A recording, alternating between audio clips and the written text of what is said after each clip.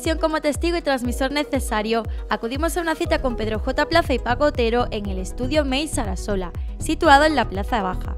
La editorial El Toro Celeste se ha encargado de editar el libro Paco Otero, la otra cara de la movida, una obra en la que distintos autores relatan, con Paco Otero como nexo de unión, una historia alternativa de la reconocida como movida madrileña. En esta entrevista, el director editorial de El Toro Celeste pregunta al artista afincado en la localidad por el libro, por el local que lo alumbró, el mítico Libertad 8 en Madrid, y aquella época, un oasis cultural profundo y osado. Pero también hay tiempo de preguntar por la vida, por el tiempo, por la sexualidad o por la libertad.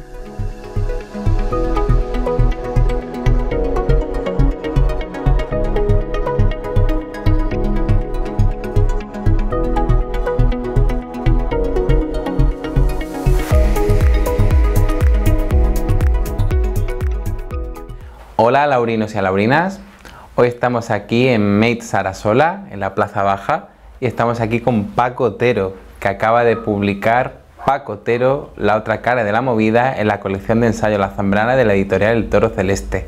Así que tenemos la suerte de tenerlo para responder a nuestras preguntas y para desvelarnos los misterios de este libro, que no ha escrito él, sino que es un libro que muchos autores valiosos han escrito sobre él. Bienvenido, Paco Otero. Muchas gracias y bien hallado. Yo la primera pregunta que quería hacerte, Paco, es ¿cuáles son las vidas que han constituido la vida de Paco Otero? Porque creo que dentro de tu vida ha habido muchas vidas, que eres una persona que ha podido tener muchísimas experiencias y también de eso da buena cuenta el libro, ¿no? De todas esas vidas que has transitado tú antes de llegar a ser quien eres. Pues sí, y es lo propio de aquellos que en mi generación del mundo rural pues tuvimos que salir, no lo digo en plan de llanto ni de falsa, una nostalgia ñoña, salimos sencillamente pues para poder comer. Y entonces en mi familia ya estaba toda en Madrid, mis hermanos, mis tíos, los hermanos de mis abuelos, todos, y nosotros fuimos los últimos, mi padre, mi madre, mi hermano y yo, que salimos un 10 de noviembre del 62 hacia Madrid. Y desde entonces me prometí que, ya que tenía que haber salido y que salí en esas circunstancias, yo iba a dedicarme de una forma inconsciente, posiblemente, pues a no quedarme en ningún sitio, lo que llaman un culo de mal asiento. Y te puedes imaginar París, Barcelona, Toledo, capital, Sitges, Tánger, y eso significa que ha habido muchas vidas. Y allí donde he estado he dejado siempre mínimo un grupito de 4 o 5 personas con las que sigo hoy, después de 50 años, de 60 años, en contacto. Tú naciste, Paco, en Carcagüey, en Córdoba, eres un artista andaluz, aunque como bien dices te convertiste en alguien internacional porque pudiste vivir en distintas localidades y por supuesto en varios países. ¿Quién fue Paco Otero en esa movida y qué supuso Paco Otero para la otra cara de la movida?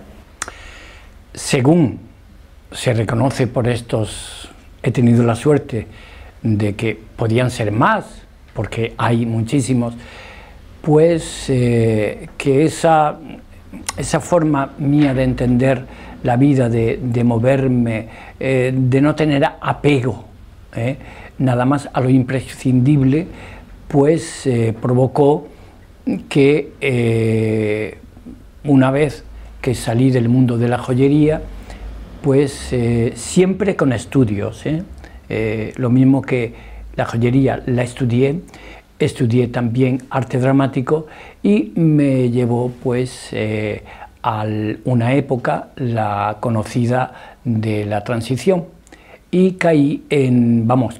me llevó mi trabajo y mi forma de vida a ser responsable del local donde fueron varios los responsables a través ya de 50 años, ¿no? Y yo fui, durante una época lo tuve como gerente, otra época como responsable de tal, en fin, que alrededor sobre todo desde el 81 al 94, al 93, pues hubo todo un movimiento de, según los propios compañeros,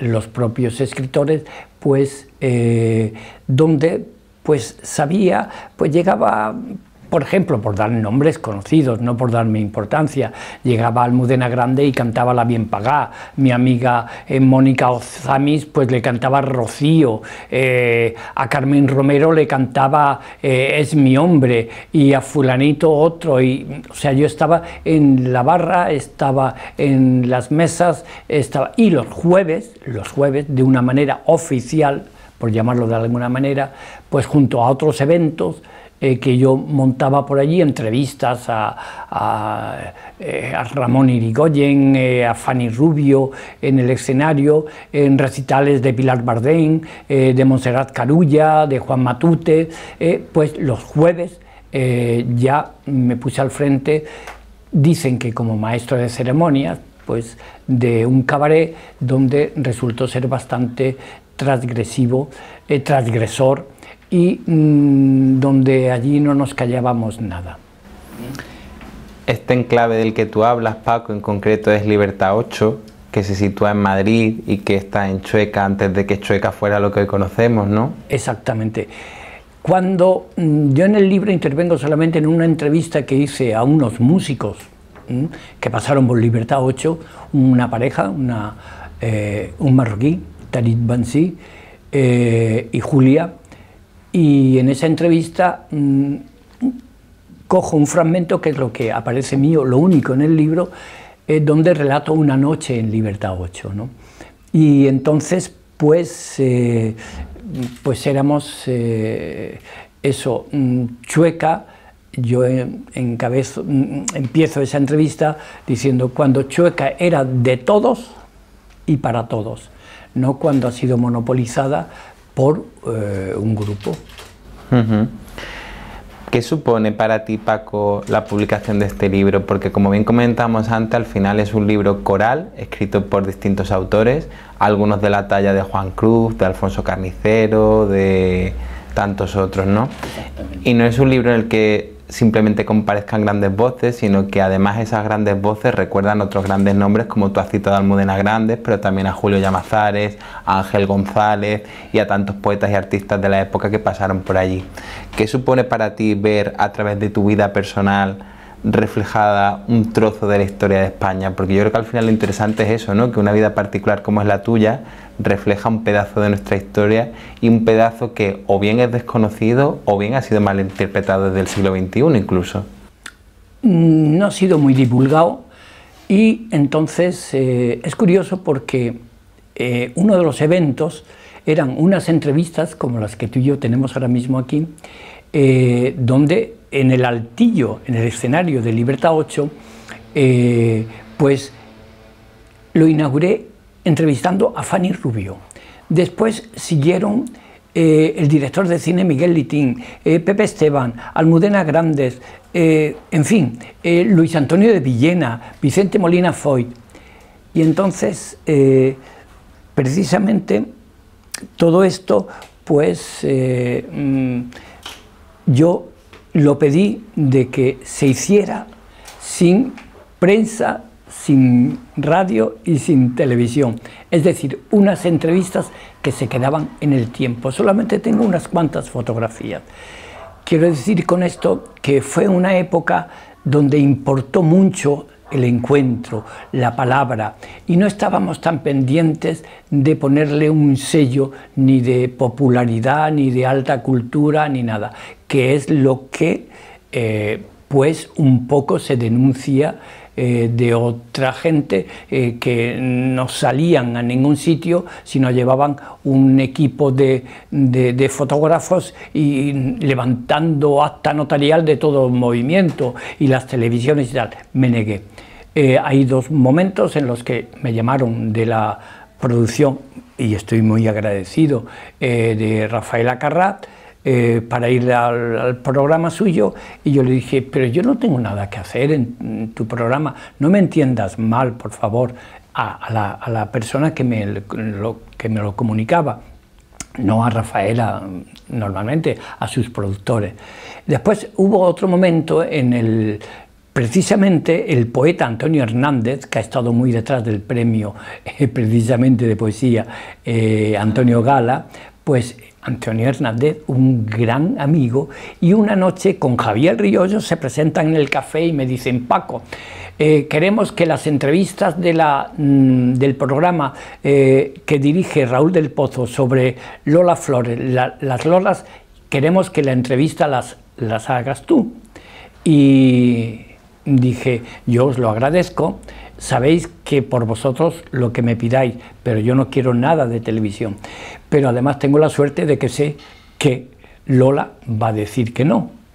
No, tal, Bueno, a la semana siguiente vinieron y dijeron: sí, Lola ha dicho, yo no tengo nada contra Paco Otero, y es verdad, es una mujer encantadora, y digo, lo normal es que ella lo dijo públicamente muchas veces, a mí lo que me interesa, vamos, no me interesa, yo todo lo que pueda para mis niñas, y las entrevistas las hizo Lolita, por lo visto, ¿no? Entonces, quiero decir que, sin intentar quién soy yo para decirlo, pero fue una época, fue quizás la última época donde la voz humana, el tiempo de la conversación, el tacto, todo eso era el fin de una época. No hablo ya de tertulias, allí había tertulias, la de Pepe Esteban y otras, no, era que allí es donde sabía un Madrid maravilloso, cultísimo en todas las profesiones del mundo de la literatura, del cine. Yo he conseguido que Javier Gurruchaga subiera una noche a actuar gratis, gratis quiero decir, por favor, en el sentido de Paquito, sube al escenario y haz algo, va a subir fulanita, menganita, y digo, yo subo si subes tú. Ay, cabrón, pero, y al final pues subió. Y la gente se quedó alucinada. Javier Gurruchaga allí improvisando, sin nada como amigos. Todo eso no se daba hoy. Y entonces había otro tipo de movida, que era la que, ya te digo, pues lo mismo que ahora también, seguramente, yo no estoy muy al tanto, pero gente que se promociona en 2 minutos, en 3 minutos, en 4 programas de televisión. Allí se vivía alucinantemente. El Aurora Pavón, que salía en la contraportada del Independiente durante 2 años, aquello era todas las noches. Antonio Muñoz Molina, Ramón Buenaventura, Javier Macua, Mercedes Soriano, Dulce Chacón, los camareros de la esquina, empleados de banca, gente desde las 9 de la noche, algunas veces hasta las 4 de la mañana. Y después iban a sus oficinas y a sus trabajos y respondían. Fue una época que se terminó, y hoy ya todo es con cita previa, vamos, yo no sé, yo ahora ya no en temas íntimos de sexualidad no funciono mucho por mi edad y tal, pero yo estoy ya un poco preocupado. Creo que el otro día, ahora ya medio en serio y medio en broma, creo que los jóvenes empiezan a pedir Viagra. Ya se necesita Viagra hasta para los jóvenes. Eso es, bueno, en fin, nunca es un todo, pero que ya hay tendencias, y aquello era otro momento. Era otro momento.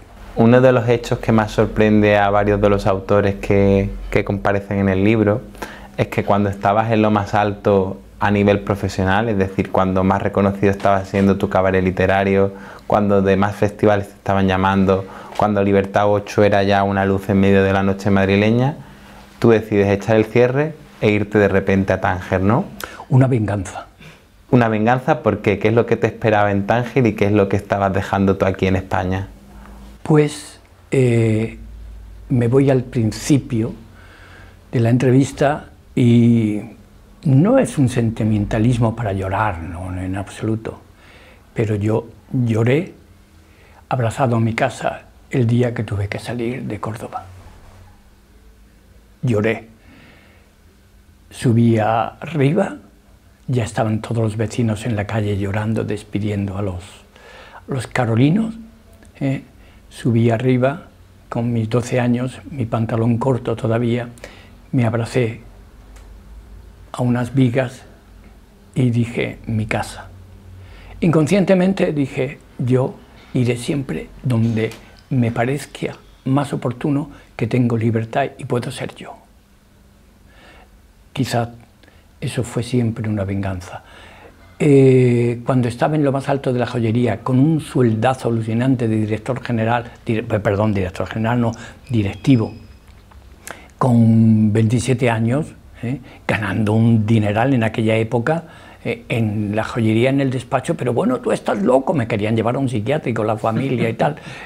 Digo, ¿y ahora qué vas a hacer? Ahora os mando a todos a hacer puñetas. Y me metí en el mundo ya había estudiado bastante arte dramático porque ganaba mucho dinero.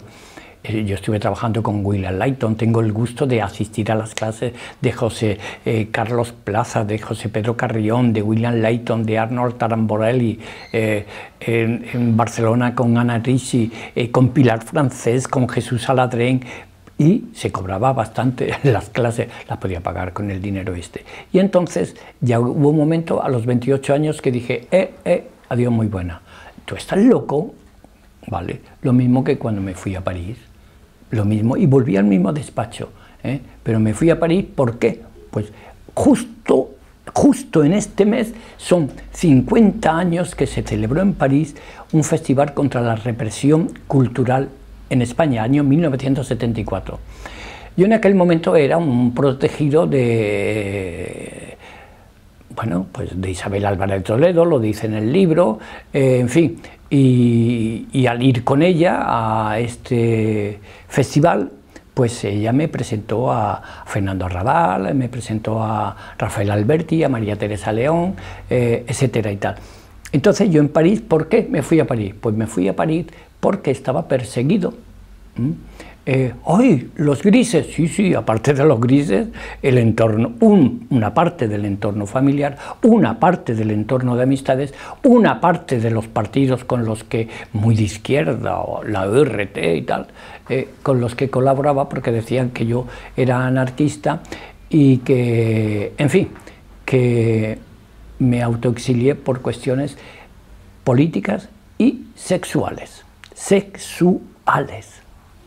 Pero ¿y en Tánger sí que podías hacer la vida libre que tú imaginabas? Yo no sé lo que podía hacer cuando fui, pero indudablemente lo que hice, una maravilla, talleres de teatro, clases en los barrios, que suena muy bien, clases para el gobierno marroquí. Yo no tenía formación académica para dar clases como profesor, fui 4 años profesor de un centro juvenil del gobierno marroquí.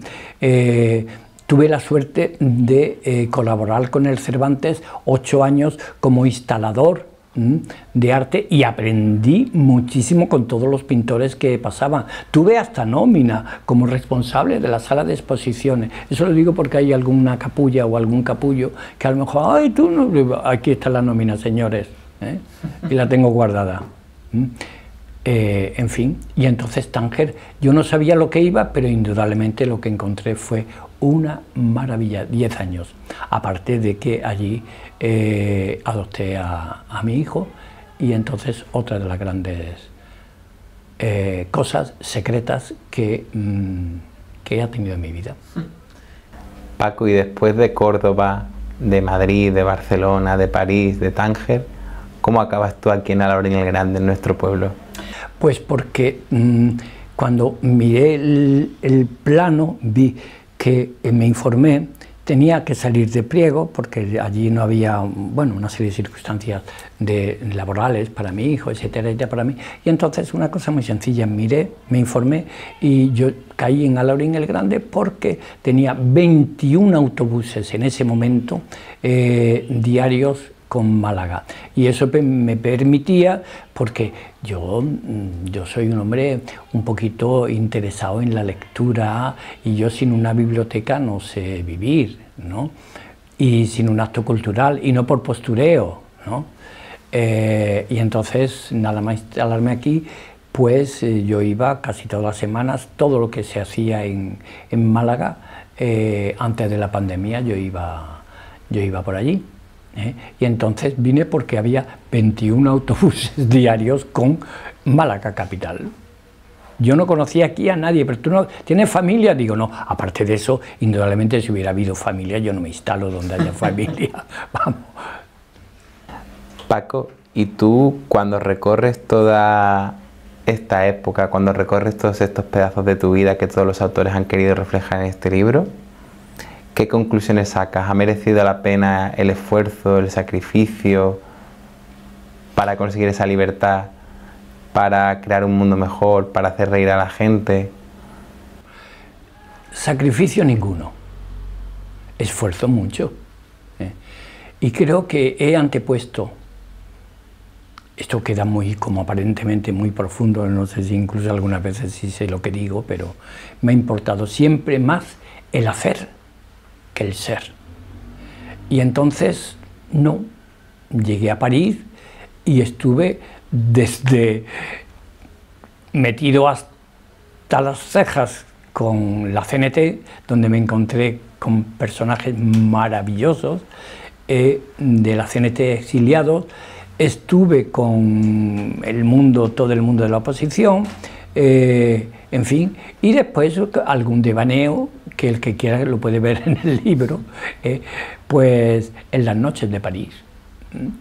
Entonces, sacrificios no. El único año que yo considero que lloré físicamente y puedo decir que sufrí, fue antes de cumplir los 14 años, justo al llegar a Madrid, y lo mismo que yo, todos los niños que llegaban, de Galicia, de Cuenca, de Guadalajara, todos los críos nos ponían a trabajar en negro, como Carlos Dickens, se pronuncia así.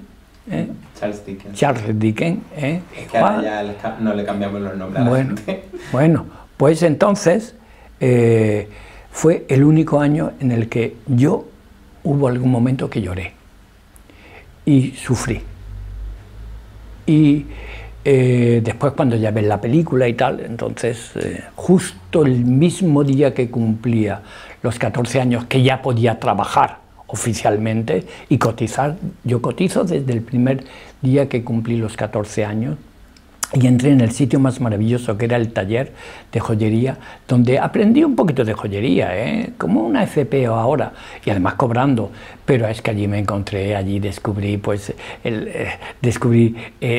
unas gentes, éramos pocos, 6 o 7, pero bueno, aquello eran todos hijos de exiliados republicanos, hijos de tal, y allí la lectura fue impresionante. Y yo creo que de una manera inconsciente, y puede ser humorística, pero no tiene por qué ser igualmente físicamente, ¿no? Cuando terminé aquel año negro, yo no sé lo que cogí, porque no había tierra ni nada, pero yo creo que cogí algo y dije, puedo prometer y juro que no volveré, y nunca más volví a mirar esa tienda ni a mirar esa calle, que era el barrio donde vivían mis padres. Pues nos vamos acercando al final, Paco, pero hay 2 o 3 preguntas que yo no quisiera dejar en el tintero. Esta está de manera implícita en el libro, pero sé que está de manera muy explícita en tu persona. Entonces quería preguntarte qué diferencia crees tú que hay entre ser homosexual en esa época y serlo hoy por hoy, porque creo que tú consideras que hay cosas que se han ganado, pero también cosas que se han perdido en el camino, ¿no? La homosexualidad en aquel momento, vamos, yo no descubro América, ya sabemos lo que había, ¿no? Entonces, las salas oscuras, los encuentros en los parques, el esconderte de un hermano, de un vecino, el esconderte de tal. Y había una cosa muy clara que hoy creo que no se entiende, cuidado, y es que indudablemente pues estaba en cualquier expresión sexual hay diferentes expresiones, formas, ¿no? Y en la homosexualidad pues está el hombre amanerado, no afeminado, que la mujer no es así. Entonces está el hombre amanerado, ¿no? Por supuesto, y ese pobrecito tenía más dificultades, ¿no?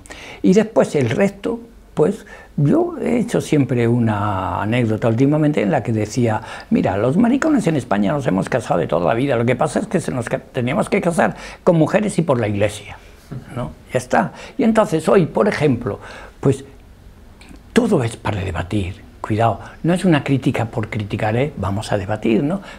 Pongo un ejemplo, te ríes de los chistes de Arévalo y te llaman homófobo, y sin embargo los personajes de esos chistes van en carrozas, con tacones, con purpurinas, con esto, y eso aparentemente es progresista. Mira, a mí me viene una frase, creo, no sé si iba a decir una vulgaridad, porque, perdonadme, ¿no?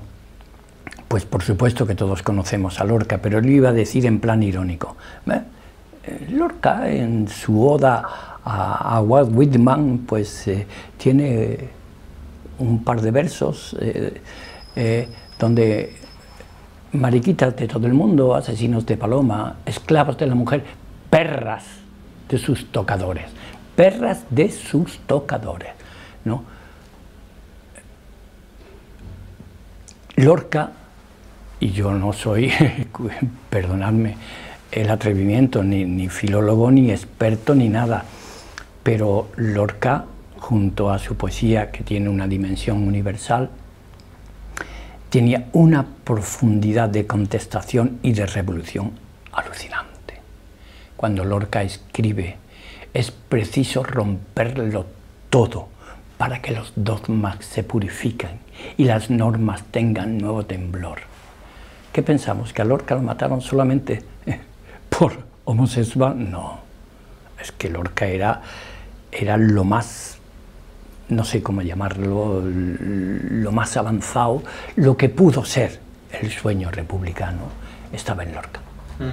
Y entonces hoy me parece que, con todo, sin hacer daño a nadie, porque por favor, pero me parece que hay demasiada frivolidad y demasiado poco tiempo para debatir sobre las cosas. Vamos a hablar, hombre, pero no todo el mundo, nadie tiene tiempo, no se puede hablar, venga, te lo venden, bla, bla, bla, bla. Oiga, mire usted, hoy estamos muy ofendidos porque han puesto unos carteles de purpurinas y de tacones de 15 centímetros y una vulgaridad.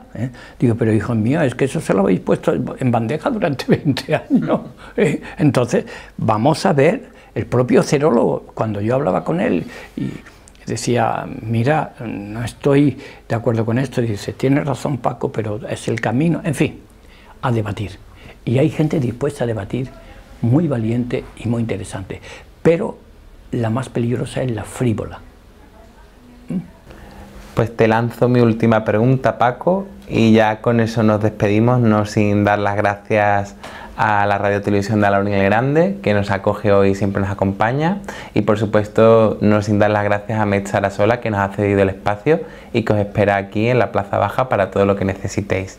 Por lo demás, pues el libro está disponible en todas las librerías, Paco Otero, La otra cara de la movida. Y mi última pregunta, Paco, es si tú crees que después de toda la lectura, de todos estos abordajes que han hecho estos grandes autores sobre tu vida, si en tu caso es posible distinguir entre la persona de Paco Otero y el personaje de Paco Otero encima de los escenarios. Últimamente tengo que tener cuidado porque no sé si por las circunstancias, la edad o lo que sea, pues siempre hay que tener cuidado de separar lo que es el escenario de la calle. Sería muy largo explicarlo, que creo que lo he conseguido siempre, y algunas veces, como ahora ya no subo a los escenarios tanto, pues en la calle lo empleo. Y generalmente se me dice muchas veces, ay, hay un cariño grande, he notado en muchas personas, no en todo el mundo, hay otros que, vamos, si pudieran me tiraban por la torre de la iglesia, ¿no? Pero bueno, en fin, no estamos en Irán, que es donde lo que hacen, ¿no? Desde la azotea tirar a las personas como yo. Entonces, pues hoy muchas veces doy una imagen de impresentable, pues por una razón muy sencilla, quizás por toda esta circunstancia, y me lo dicen algunos amigos en plan agradable y no tiene nada que ver, lejos al contrario, es un elogio. Pero yo respondo, digo, pues mira, si ser impresentable es que me molesta que por ejemplo, que un concejal de un ayuntamiento amenace con atente a las consecuencias a otro concejal o concejala, por ser distinto, pues eso me parece que no lo permito, ¿no? O si, por ejemplo, ves a un grupo de fanáticos con las caras desencajadas, y ahí están los vídeos, hemeroteca, señores, hemeroteca, mirad las fotos, ahí pegándose para tocar una imagen. Eso es fanatismo. Y si lo dices, te dicen, oye, ese es fervor religioso. Pues no, señores, eso no es fervor religioso, aparte de que lo diga un ateo. Pues entonces, si no admitir esas cosas es impresentable, pues soy un impresentable. Si, por ejemplo, te llega un jefe de la oposición y nosotros, emigrantes, muchos andaluces que parece ser que han perdido la memoria, gallegos, extremeños y tal, que hemos tenido que emigrar, que han salido barcos enteros desde Canarias para Sudamérica de migrantes sin papeles, y que llegue un señor de la oposición y diga que unos emigrantes, que ahí habrá de todo, ¿no? Identificar, dándole vueltas, emigración con delincuencia, pues me parece que eso sí es una cosa impresentable. Y si yo soy impresentable por enfrentarme y decir que no a esas cosas, pues soy un impresentable. Pues Paco, gracias por ser impresentable y gracias por ser también irrepresentable. La verdad que hemos disfrutado muchísimo con esta charla y esperemos que el público también así lo haya hecho. Gracias por estar aquí, Paco. Gracias a ti, a Televisión, a May Sarasola, a Noemi, a Jorge, que ha tenido paciencia conmigo.